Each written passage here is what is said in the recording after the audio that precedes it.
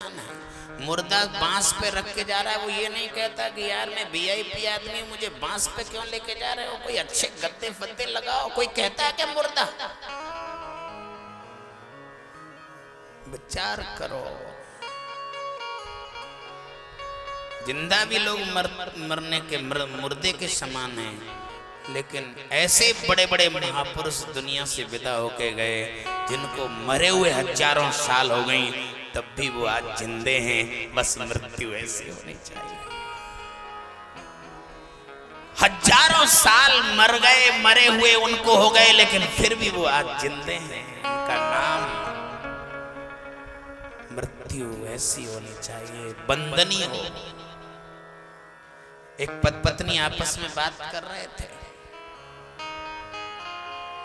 पत्नी ने कहा कि तुम्हारा संसार में किसी से व्यवहार नहीं है, हर समय ऐसा उल्टा सीधा बोलते हो।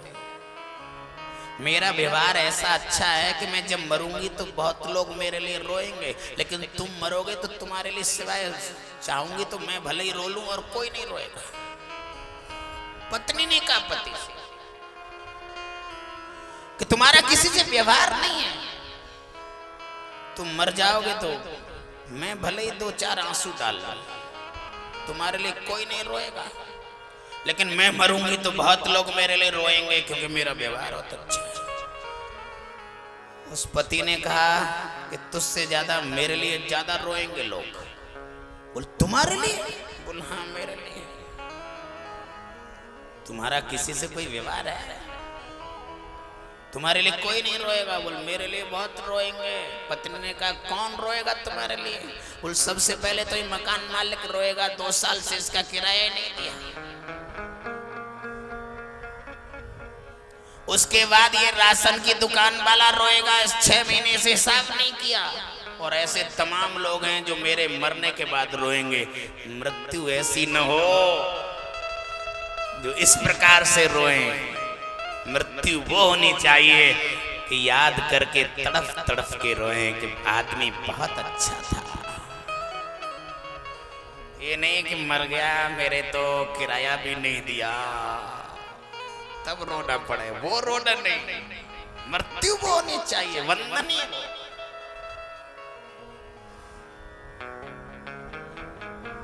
इसलिए वो लोग हजारों साल जिनको मरे हुए हो गए वो भी आज जिंदे हैं। बस मृत्यु ऐसी होनी चाहिए। और भागवत कथा मरना सिखाती है।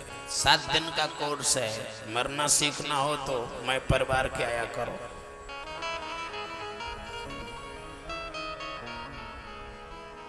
चार घंटे की क्लास लगा करेंगे कैसे मरना चाहिए। राम कथा जीना सिखाती है, भागवत कथा मरना सिखाती है। जन्म से लेके मरते समय तक मनुष्य का जीवन कैसा हो ये राम कथा सिखाती है। भागवत कथा मरना सिखाती है। और मरे हुए लोगों के लिए कल्याण के लिए भागवत कथा ही हुआ करती है। कभी सुना है कि किसी के पितरों के लिए राम कथा कराई हो, किसी के पितरों के उद्धार के लिए शिव कथा कराई हो? क्योंकि पितरों के उद्धार के लिए तो भागवत कथा ही हुआ करते हैं। इसलिए मरे हुए लोगों को भी उद्धार करने वाली है भागवत कथा। ये मानवा पाप कृतस् सर्वदा सदा दुराचारिता विमार्गगा क्रोधाग्नि दग्धा कुटिलास कामना शप्ता यज्ञेन कलौ पुनन्ते। ज्यादा उनकी महात्म कहने की तो हमारे पूज्य महाराज श्री कह के चले गए कि मैंने तो महात्म कह दिया, अब कथा तुम करो। महात्म कहने की जरूरत ही नहीं पड़ी।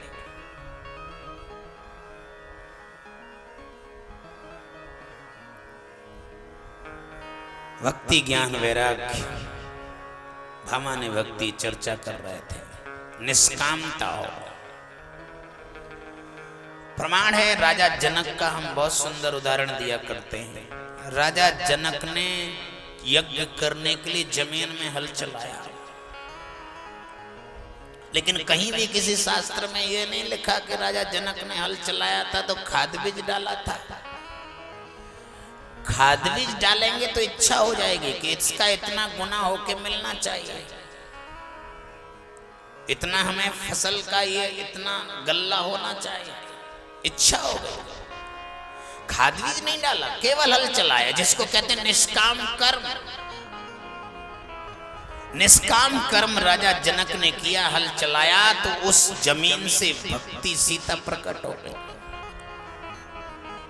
और आप भी अगर निष्काम कर्म करें, पूजा पाठ करें, मंदिर जाएं, दान पुण्य धर्म करें, लेकिन उसके बदले कोई कामना ना हो, इच्छा ना हो, मांग ना हो, तो तुम्हारे जीवन में भक्ति प्रकट हो जाएगी।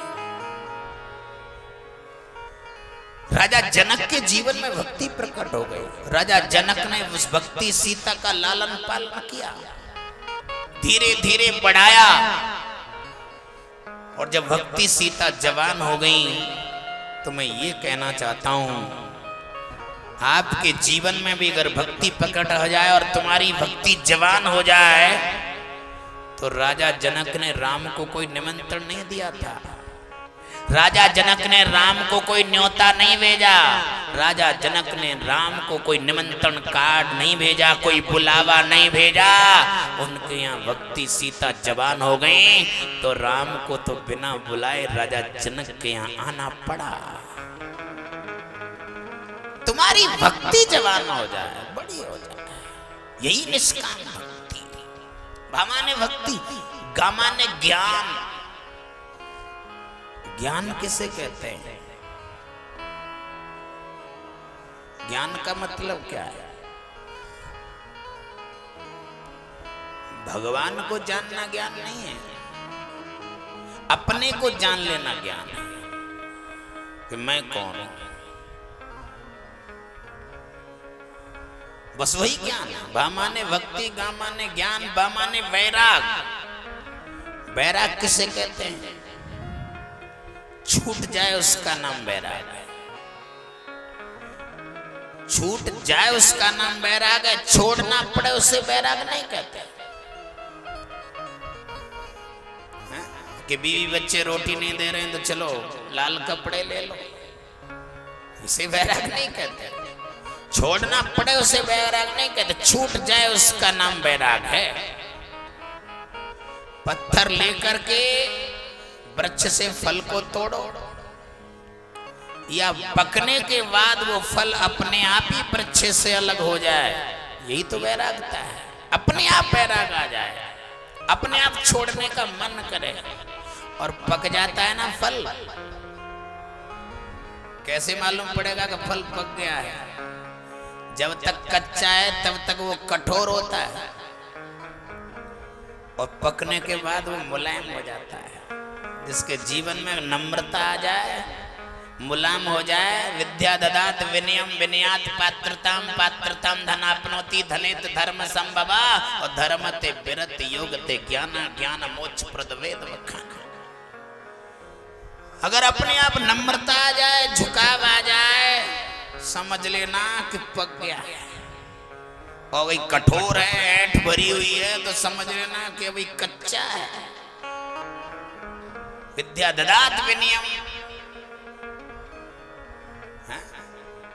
हमारे तो आचार्य देखो, आपस में ही झगड़ जाए तो कुछ पूछो ही मत।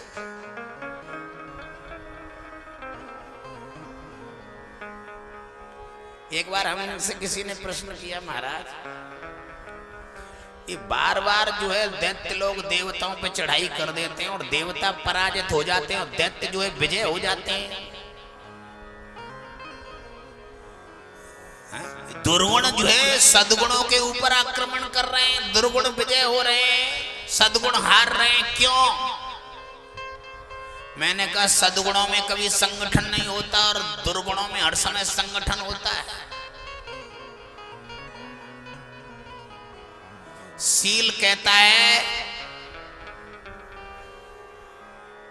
जहां सील होगा वहां सत्य नहीं होगा, और जहां सत्य होगा वहां सील नहीं होगा माय डियर, क्योंकि ये सब संगठन रह ही नहीं सकता।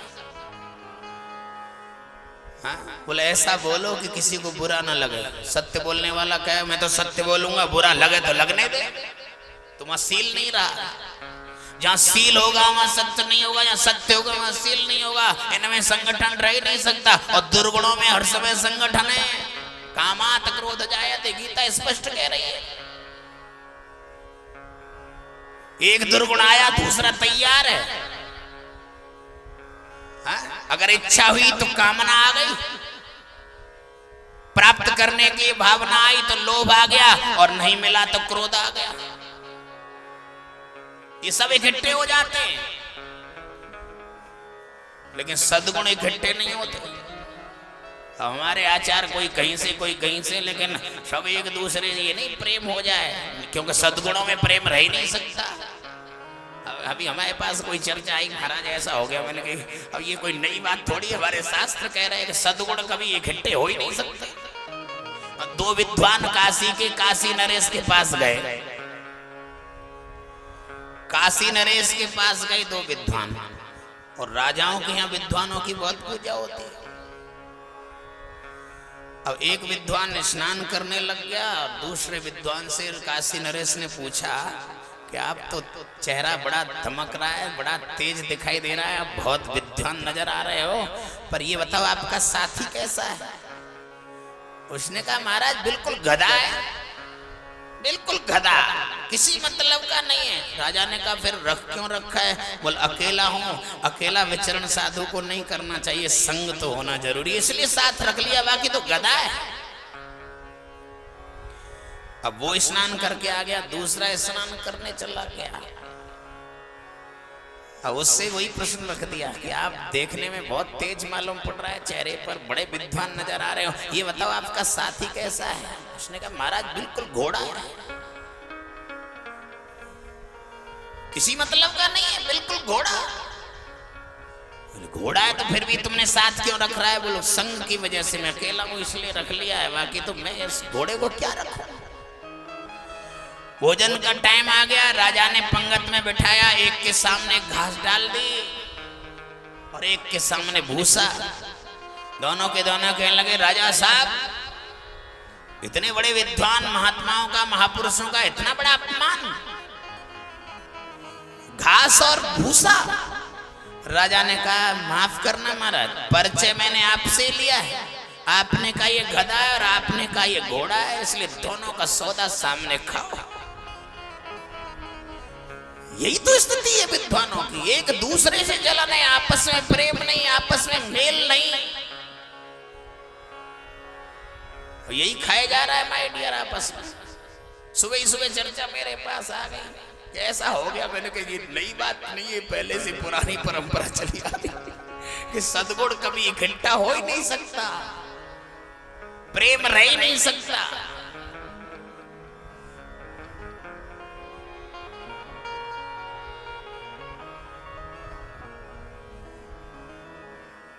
बैराग का मतलब जो फल अगर मुलायम हो गया समझ लो पक गया है, और पका हुआ फल रंग बदल देता है माय डियर।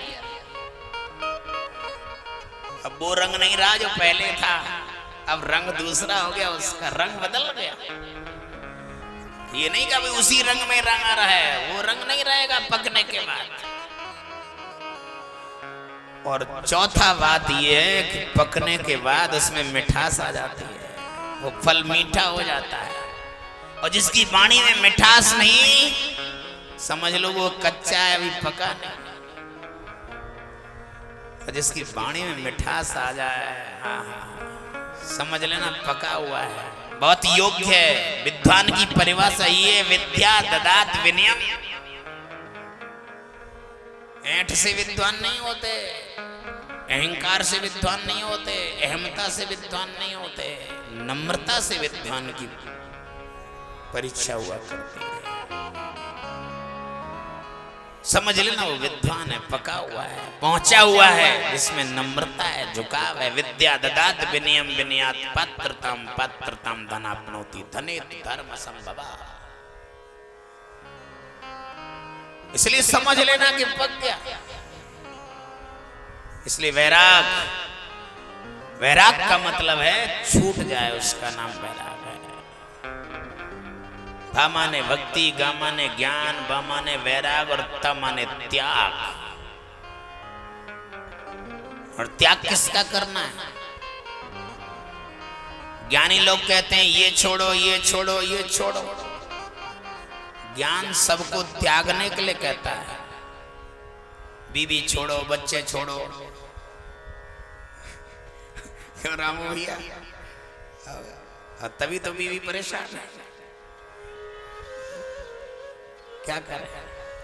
क्या कहीं छोड़ छाड़ के नहीं चल रहे, यहीं बैठी होगी कहीं? क्योंकि ज्ञान का मार्ग ही ऐसा है।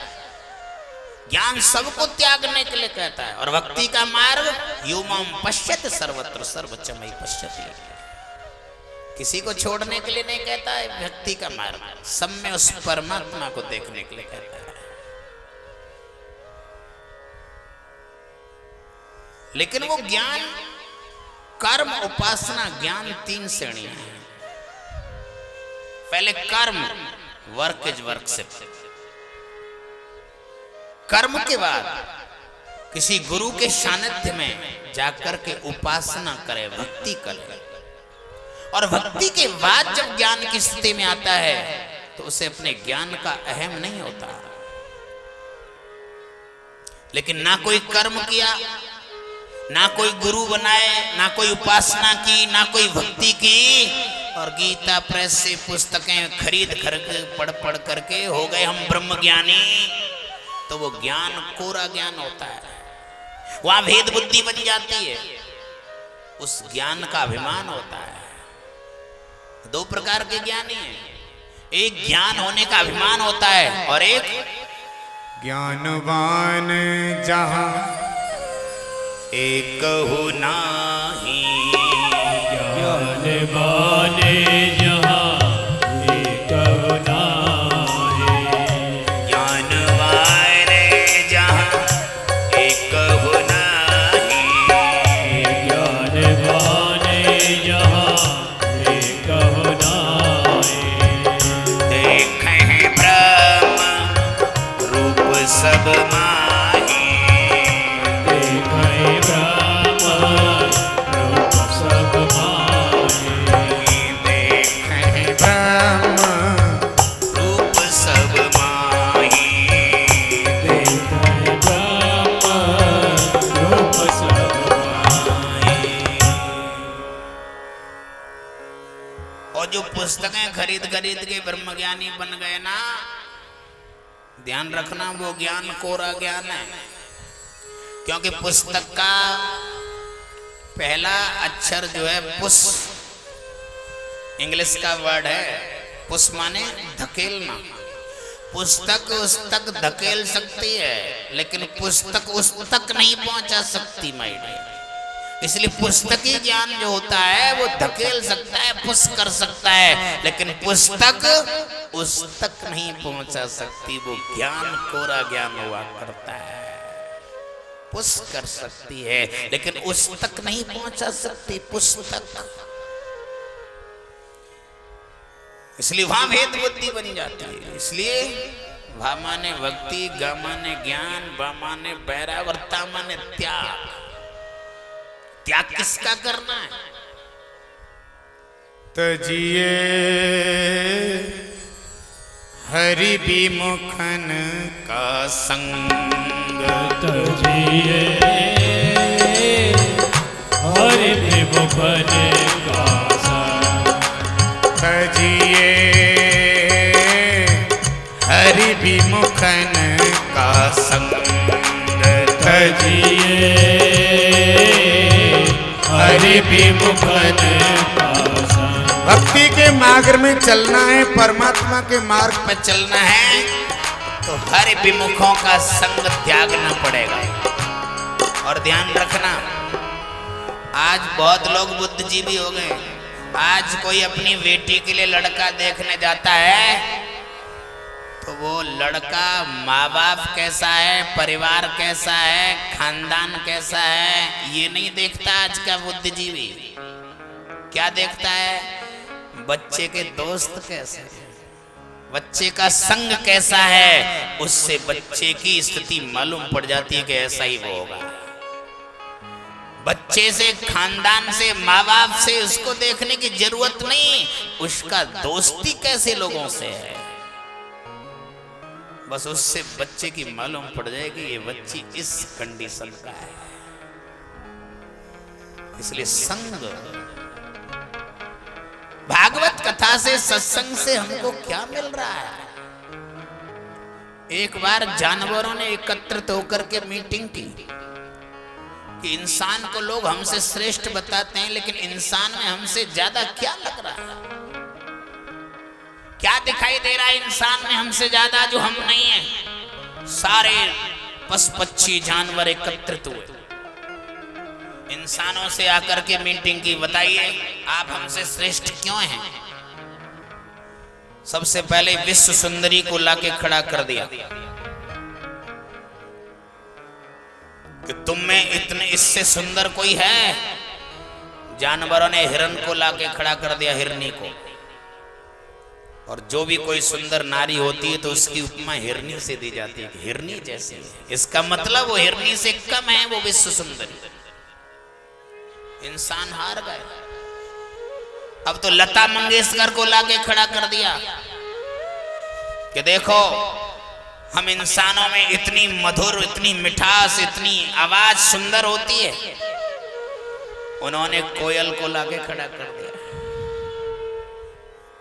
जितना भी कोई अच्छा सुंदर बोलने वाला है उसे कोयल की उपमा दी जाती है। इसका मतलब कोयल से नीचा है।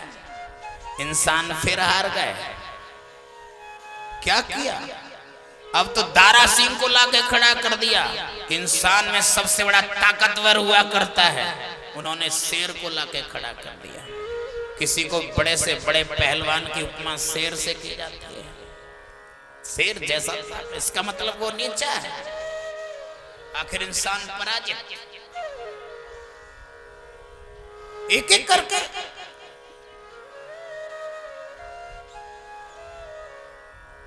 लेकिन सारी मैं आपको क्या बताऊं, इतना टाइम भी नहीं है। अब एक एक करके ले लीजिए। सबसे ज्यादा दौड़ने वाला है इंसान, घोड़े को लाके खड़ा कर दिया। सबसे अच्छा सुंदर खान पीन करने वाला इंसान, तो हंस को लाके खड़ा कर दिया। तुम क्या खा सकते हो? ये मोती खाता है। इंसान बांट के खाता है। कौए को लाके खड़ा कर दिया। कौआ पहले खाएगा नहीं जब तक सबको बुला नहीं लेगा, बांट के खाता है।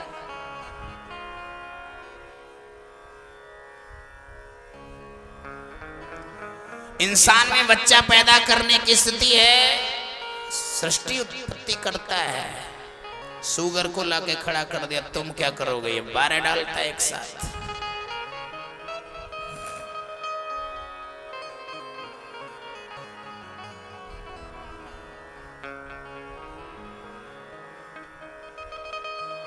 तो आखिर क्या है श्रेष्ठ? क्या है श्रेष्ठ? फिर तुम श्रेष्ठ क्यों हमसे?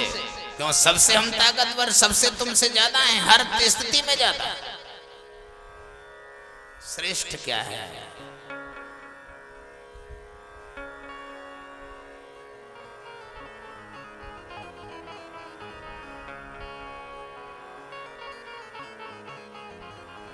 ये स्थिति जानवरों में नहीं है। जो आज तुम यहां बैठे हो, कथा सुन रहे हो, सत्संग सुन रहे हो,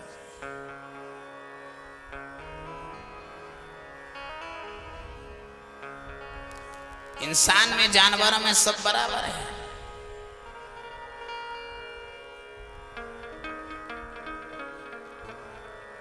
लेकिन ज्ञाने नहीं ना पशु समान, क्योंकि ज्ञान नहीं है। इंसान के अंदर ज्ञान है।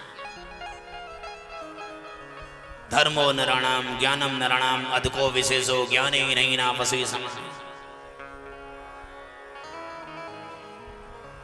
इसलिए श्रेष्ठ है। और ये सब मिलता कैसे? सत्संग से। इसलिए सत्संग से ही आज हम श्रेष्ठ हैं। और हम सत्संग श्रवण नहीं करते, सत्संग में लाभ नहीं लेते, सत्संग का ध्यान नहीं रखते, सत्संग में हम टाइम नहीं देते, तो हम जानवरों से, बाकी तो सब में पराजित हैं ही, इससे भी पराजित हो जाओगे। श्रेष्ठ हो तो केवल इसी से हो। क्या आप सत्संग करते हो? योग्यता है। ज्ञानम निर्णानाम अधिको विशेषो ज्ञानम नृणानाम् अधिको विशेषो ज्ञाने नहीं ना पशु ही समान। ज्ञाने नहीं ना पशु ही समाना। आहार निद्रा भय मैथुनानि आहार निद्रा भय मैथुनानि। समान चेतन पशु भी निराण। समान चेतन पशु भी निराण। ज्ञानम निर्णाना अधिको विशेषो अधिको विशेषो ज्ञाने नहीं ना पशु ही समान। ज्ञाने नहीं ना पशु ही समान।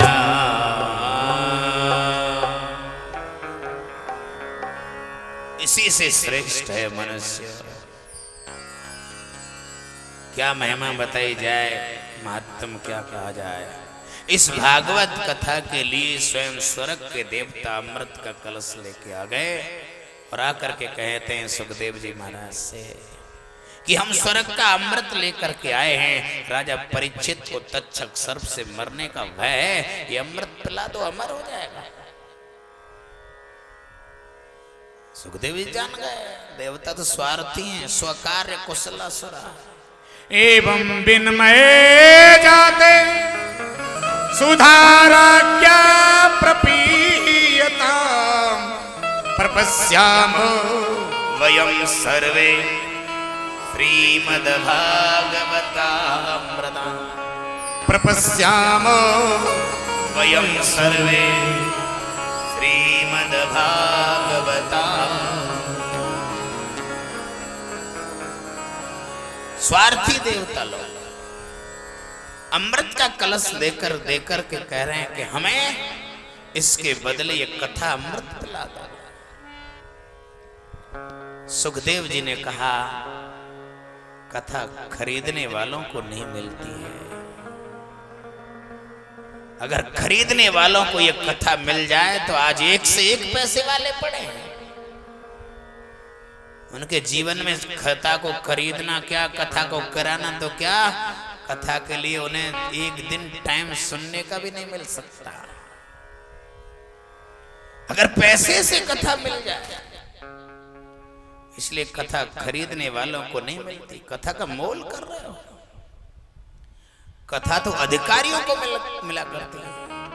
राम कथा के ते अधिकारी राम कथा के ते अधिकारी। राम कथा के ते अधिकारी राम कथा के ते अधिकारी। जिनके सत्संग गति अति प्यारी। जिनके सत्य संगति प्यारी। जिनके सत्संग गति अति प्यारी। जिनके सत्य संगति अति प्यारी।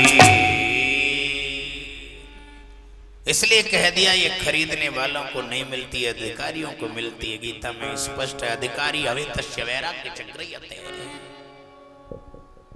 ये अधिकारियों को प्राप्त होती है, खरीदने वालों को नहीं मिलती। और राजा परीक्षित से पूछा आपको स्वर्ग का अमृत चाहिए या कथा अमृत चाहिए? परीक्षित ने कहा महाराज स्वर्ग के अमृत से क्या मिलता है और कथा अमृत से क्या मिलता है? सुखदेव जी ने कहा कि स्वर्ग के अमृत से दीर्घ आयु मिलती है और कथा अमृत से दिव्य जीवन बनता है। जीवन में दिव्यता आती है। राजा परीक्षित ने कहा, महाराज जब जीवन में दिव्यता ही नहीं आई, जीवन दिव्य ही नहीं बना, तो फिर ऐसी दीर्घ आयु जीने से क्या फायदा है?